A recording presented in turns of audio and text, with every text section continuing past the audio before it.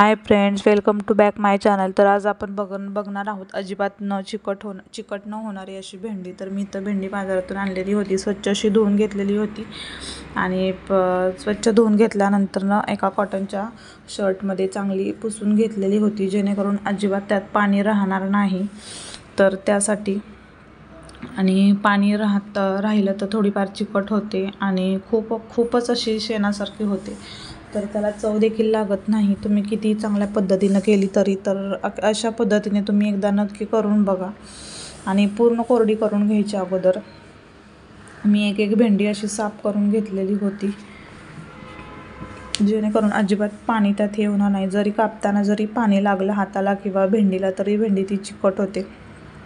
तर मी अशा पद्धतीने करत होते, जेणेकरून पूर्ण एक भेंडी करून स्वच्छ अशी धुवून पुसून घेतलेली होती आणि त्यानंतर मी बारीक चिरून घेतली।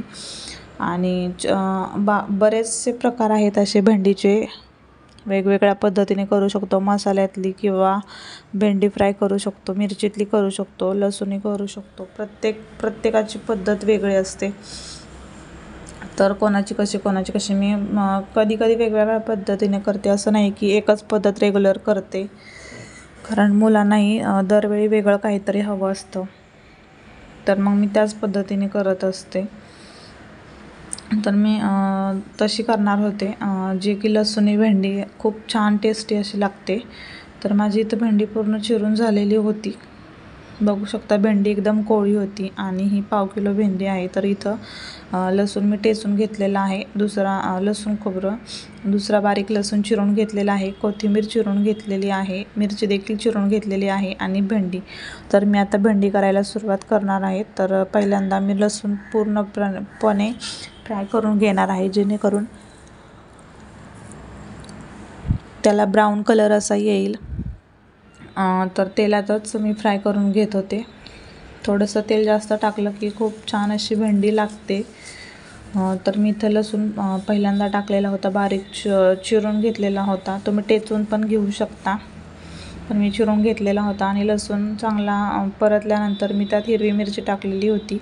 हिरवी मिरची तेलात तडतडली की खूप छान अशी टेस्ट येते, पण जास्त मी तडतडू दिली नव्हती, कारण लहान मुलं खात नाहीत मग तिखट फ्लेवर जरा उतरल्यावर। त्यानंतर मी बारीक चिरलेली कोथिंबीर टाकलेली होती, त्यानंतर लसूण खोबरं जे घेतलेलं होतं ते देखील टाकलेलं होतं आणि त्यानंतर मी चिमूटभर हळद टाकणार होते, जे की आपली कलर छान येतो असा एकसारखा। तर त्यासाठी हे सगळं मी एकत्र करून घेत आहे, जेणेकरून खूप छान असं एकत्र हे होईल।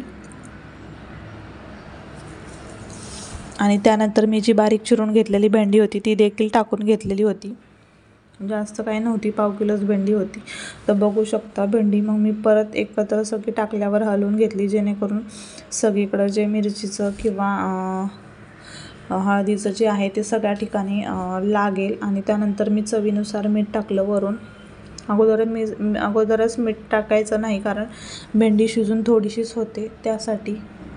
आणि मी चांगली इथं परतून घेतलेली होती, जेणेकरून ते मीठ पण सगळ्या साईडला किंवा सगळ्या भेंडीला लागावं। आणि मी थोडा वेळ झाकण ठेवलेलं होतं, 5-10 मिनटं, आणि नंतर मी झाकण काढूनच शिजवलेली होती। तर अशा प्रकारे आपली भेंडी तयार झालेली होती, लसूणी फ्राय भेंडी। तर तुम्ही पण नक्की ट्राय करून बघा आणि कशी वाटली व्हिडिओ कमेंट करून नक्की सांगा।